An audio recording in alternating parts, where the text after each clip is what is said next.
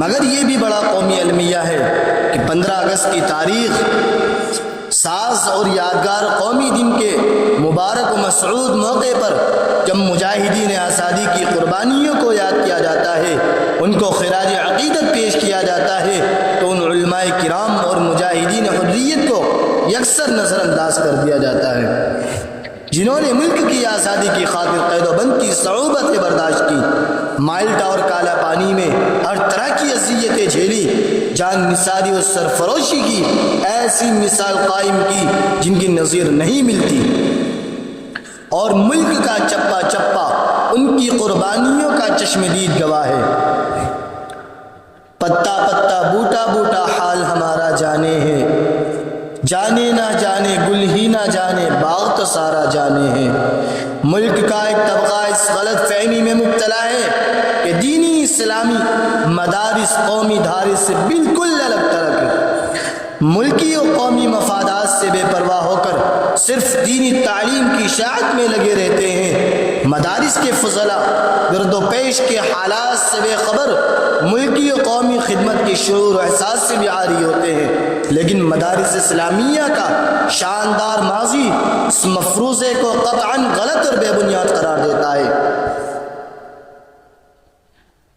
مدارس اسلامیہ کے علماء کرام و فضلاء اعظام نے ہمیشہ ملکی مفادات کی پاسبانی اور اپنے خون پسینے سے چشمنستان ہند کی آبیاری کی ہے۔ ملک کی آزادی کی تاریخ ان قربانیوں سے لالازار ہے، چنانچہ ان ہزار علماء کرام مجاہدین آزادی کی ایک لمبی فہرست ہے جنہوں نے آزادی کی خاطر ہر طرح کی قربانیاں پیش کی ہیں اور قائدانہ رول ادا کیا ہے، خصوصاً حضرت مولانا شاہ ولی اللہ دہلوی، مولانا شاہ عبد العزیز دہلوی، مولانا شاہ رفیع الدین دہلوی، مولانا شاہ عبد القادر دہلوی، مولانا سید احمد شہید رائے بریلوی، مولانا سید اسماعیل شہید دہلوی، مولانا شاہ اسحاق شاہ دہلوی، مولانا عبد الحی برہانوی، مولانا ولایت علی عظیم آبادی، مولانا جعفر تھانی سری، مولانا عبداللہ ساجد پوری، مولانا نذیر حسین دہلوی، مفتی صدر الدین، مفتی عنایت احمد، مولانا فرید الدین، سید الطائفہ حاجی امداد اللہ مہاجر مکی،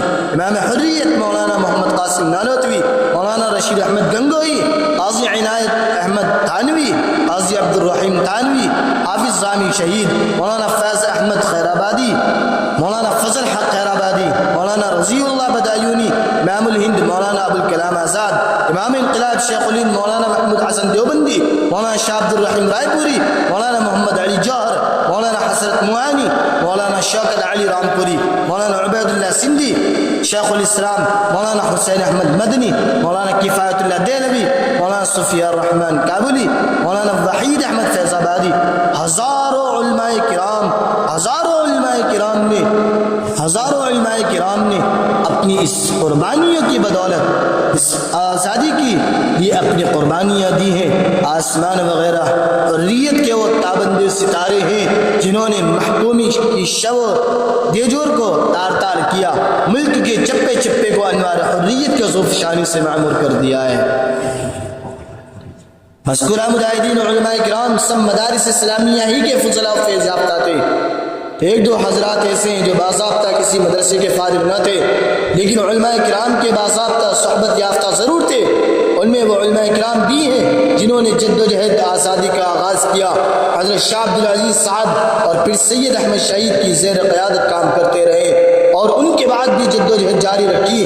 وہ علماء کرام ہی ہیں جنہوں نے 1857 کی جنگ آزادی میں بنفس نفی شرکت فرمائی۔ پھر وہ علماء کرام ہیں جو زعیم حریت شیخ الہند مولانا محمود حسن دیوبندی، امام الہند مولانا ابوالکلام آزاد کی زیر قیادت جنگ آزادی میں شریک رہے۔ ان حضرات کی قربانیوں کی ایک جھلک پیش کرنے کے لیے ہمیں سلسلہ وار واقعات پر ایک نظر ڈالنی ہوگی۔ 16ویں صدی عیسوی کے ختم ہوتے ہوتے انگلستانی سوداگر ہندوستان پہنچ گئے تھے۔ ملکہ ایلزابیتھ کی اجازت سے 100 تاجروں نے 30,000 پاؤنڈ کی خطیر رقم لگا کر ایک تجارتی ادارہ ایسٹ انڈیا کمپنی کے نام سے قائم کیا۔ مغربی بنگال کو کمپنی نے اپنا مرکز بنایا۔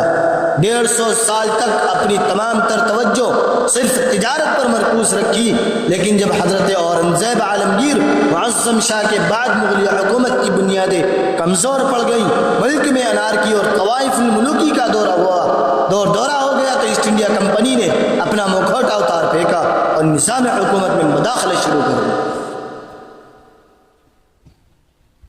83 کی جنگ میں نواب سراج الدولہ کے خلاف انگریزوں کی فوجیں کھلم کھلا میدان میں آ گئی اور قوم کے غدار نے میر جعفر کی غداری کے سبب نواب سراج الدولہ کو شکست کا منہ دیکھنا پڑا۔ پورے بنگال پر انگریز قابض ہو گئے۔ اس کے بعد میں انگریزوں کے خلاف نواب شجاع الدولہ کو بکسر میں شکست ہوئی اور بہار و بنگال انگریز کی دیوانی میں چلا گیا۔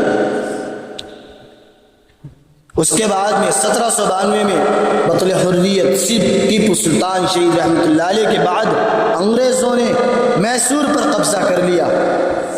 1849 میں پنجاب بھی کمپنی کے قبضے میں آ گیا۔ اسی طرح سندھ، آسام، برما، اودھ، روہیل کھنڈ جنوبی دوآبا، علی گڑھ شمالی دوآبا، مدارس و پانڈی چیری وغیرہ انگریزوں کے زیر تسلط آ گئے، اور پھر وہ وقت بھی آ پہنچا جب دہلی پر بھی کمپنی کی حکومت قائم ہو گئی اور مغل بادشاہ کا صرف نام رہ گیا۔ ان علاقوں پر انگریزوں نے فتح حاصل کرنے کے لیے کیا کیا تدبیریں کی۔ کمپنی والوں کی جنگ سپاہیوں کی جنگ نہ تھی، بلکہ تاجروں کی جنگ۔ ہندوستان کو انگلستان نے اپنی تلوار سے فتح نہ کیا، بلکہ خود ہندوستانیوں کی تلوار سے اور رشوت و سازش، نفاق اور حد درجے کی دو رخی پالیسی پر عمل کر کے ایک جماعت کو دوسری جماعت سے لڑا کر اس نے یہ ملک حاصل کیا ہے۔ ہندوستان کی کوشش آزادی کے لیے ملک میں ایسٹ انڈیا کمپنی کے پھیلتے ہوئے جال اور بڑھتے ہوئے اثر و رسوخ کو سب سے پہلے اگر کسی نے محسوس کیا وہ حضرت مولانا شاہ ولی اللہ دہلوی رحمۃ اللہ علیہ کی عبقری شخصیت تھی۔ آپ نے پوری دور اندیشی کے ساتھ اصلاح کے اصول بیان کیے، طریقہ کار کی نشاندہی فرمائی اور باشندگان وطن کے بنیادی حقوق پامال کرنے والے نظام حکومت کو درہم برہم کر دینے کی تلقین کی اور اس کے لیے طاقت کے استعمال پر بھی زور دیا۔ ان کے متعین کردہ نقش راہ کے مطابق ان کے فرزند اکبر حضرت شاہ عبدالعزیز محدث دہلوی نے برطانوی استعمار کے خلاف جد و جہد کا منظم آغاز کیا، انگریزوں کے خلاف تاریخ ساز فتویٰ صادر فرمایا اور ملک کے دارالحرب ہونے کا اعلان کیا، جو انگریز کے خلاف اعلان جہاد کے مترادف تھا۔ یہ فتویٰ جنگل کی آگ کی طرح ملک کے کونے کونے میں پہنچ گیا۔ 1818 میں عوام کی ذہن سازی کے لیے مولانا سید احمد شہید، مولانا اسماعیل شہید، مولانا عبدالحی برہانوی کی مشاورت میں ایک جماعت تشکیل دی گئی، جس نے ملک کے اطراف میں پہنچ کر دینی اور سیاسی بیداری پیدا کی، پھر انگریزوں سے جہاد کیا۔ 1820 میں مولانا سید احمد شہید رائے بریلوی کی قیادت میں مجاہدین کو روانہ کیا گیا۔ انہوں نے جنگی خصوصیات کی بنا پر جہاد کا مرکز صوبہ سرحد کو بنایا۔ مقصد انگریزوں سے جہاد تھا، لیکن پنجاب کے راجہ انگریزوں کے وفادار تھے، اس جہاد کے مخالف تھے اور اس کو ناکام کرنے کی تدبیریں کر رہے تھے۔ اس لیے پہلے حضرت سید احمد شہید نے ان کو پیغام بھیجا کہ تم ہمارا ساتھ دو، دشمنوں انگریزوں کے خلاف جنگ کر کے ہم ملک تمہارے حوالے کر دیں گے۔ ہم ملک و مال کے طالب نہیں ہیں، لیکن راجہ نے انگریز کی وفاداری ترک نہ کی تو اس سے بھی جہاد کیا گیا۔ 1831 میں بالاکوٹ کے میدان میں حضرت مولانا رائے بریلوی نے جام شہادت نوش کیا، مگر ان کے متوسلین نے ہمت نہیں ہاری، بلکہ ملک کے مختلف اطراف میں انگریز کے خلاف گوریلا جنگ کا اعلان جاری رکھا۔ 1857 کی جنگ کے لیے سید صاحب کے متوسلین و مجاہدین نے فضا کو ہموار کرنے، افراد تیار کرنے میں اہم کردار کیا ہے۔ 1857 کی جنگ آزادی میں علماء کرام نے باقاعدہ جنگ میں حصہ لیا۔ یہ علماء کرام حضرت شاہ ولی اللہ محدث دہلوی، شاہ عبدالعزیز دہلوی، سید احمد شہید رحمہ اللہ کی سلسلۃ الذہب طلائی زنجیر کی سنہری کڑی تھی۔ اس جنگ کے لیے علماء کرام نے عوام کو جہاد کی ترغیب دلانے کے لیے ملک کے طول و عرض میں وعظ و تقریر کا بازار گرم کر دیا اور جہاد پر ابھارنے کا فریضہ انجام دیا۔ ایک متفقہ فتویٰ جاری کر کے انگریزوں سے جہاد کو فرض عین قرار دیا گیا۔ اس فتوے نے جلتے تیل پر کام کیا، پورے ملک میں آزادی کی آگ بھڑک اٹھی۔ اکابر علماء دیوبند نے شاملی کے میدان میں جہاد میں خود شرکت کی۔ حضرت مولانا قاسم نانوتوی، مولانا رشید احمد گنگوہی، حافظ ضامن شہید نے حضرت سید الطائفہ حاجی امداد اللہ مہاجر مکی کے ہاتھ پر بیعت جہاد کی۔ پھر اسی طرح سے تیاریاں شروع کی کر دی گئی۔ حاجی صاحب کو امام مقرر کیا گیا، مولانا منیر نانوتوی کو فوج کے دائیں بازو کا، حافظ ضامن تھانوی کو بائیں بازو کا افسر مقرر کرا گیا۔ مجاہدین نے پہلا حملہ شیر علی کی سڑک پر انگریزی فوج پر کیا، مال و اسباب لوٹ لیا۔ دوسرا حملہ 14 ستمبر 1857 کو شاملی پر کیا، فتح حاصل کی۔ جب خبر آئی کہ توبہ خانہ سہارنپور سے شاملی کو بھیجا گیا ہے، حضرت حاجی صاحب رحمۃ اللہ علیہ نے مولانا گنگوہی کو 40-50 مجاہدین کے ساتھ مقرر کیا کہ آپ سڑک پر باغ کے کنارے سے گزرتی تھی، وہ فوج جو ہے وہ باغ کے کنارے سے گزرے گی اور وہ باغ سڑک پر ہے۔ مجاہدین اس باغ میں چھپے تھے۔ جب پلٹن وہاں سے گزری تو مجاہدین نے ایک ساتھ فائر کر دیا، پلٹن گھبرا گئی، توپ خانہ چھوڑ کر بھاگ گئی۔ اسی معرکے میں حافظ ضامن صاحب تھانوی شہید ہوئے۔ سید حسن عسکری ساتھ کو سہارنپور لا کر انگریزوں نے گولی مار دی۔ مولانا رشید احمد گنگوہی مظفر نگر جیل میں ڈال دیے گئے۔ مولانا محمد قاسم نانوتوی آئندہ کی حکمت عملی طے کرنے کے لیے انڈر گراؤنڈ چلے گئے۔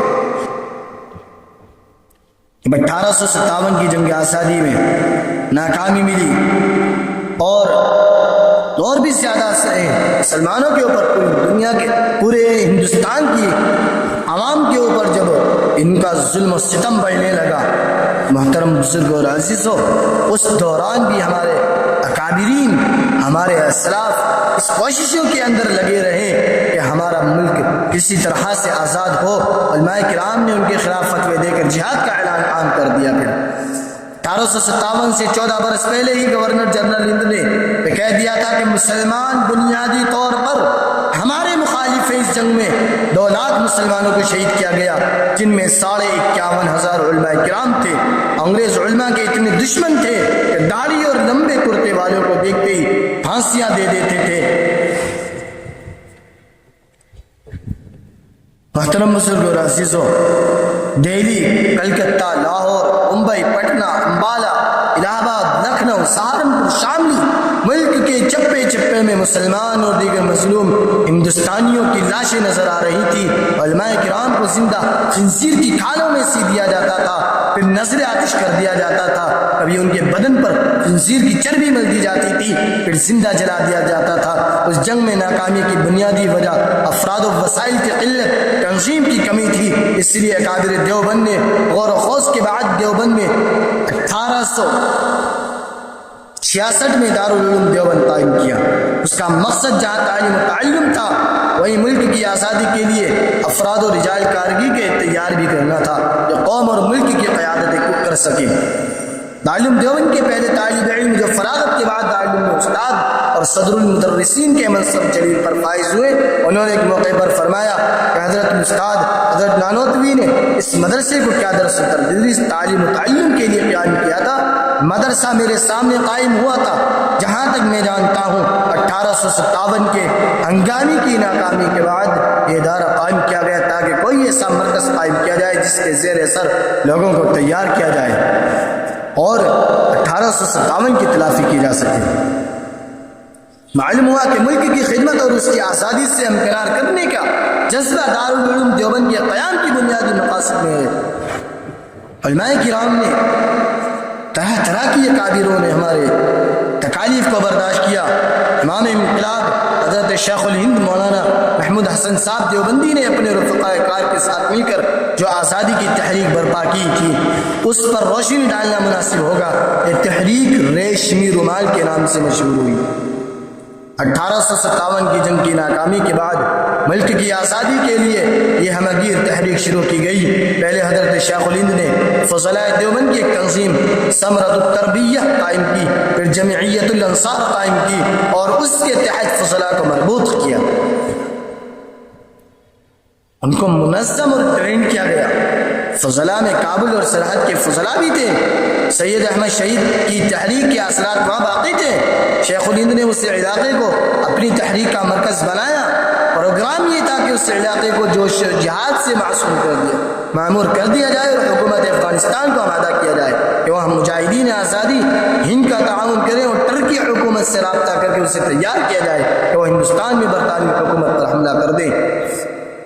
اندرون ملک جو ہے وہ بغاوت اور انقلاب کی آگ بھڑکی ہوئی تھی۔ اندرون اور بیرونی ہر طرح سے ہندوستانی آپس میں اکٹھے ہو رہے تھے اور وہ یہ چاہتے تھے کہ کسی طرح سے ہمارا ملک جو ہے انگریزوں کی غلامی سے آزاد ہو جائے۔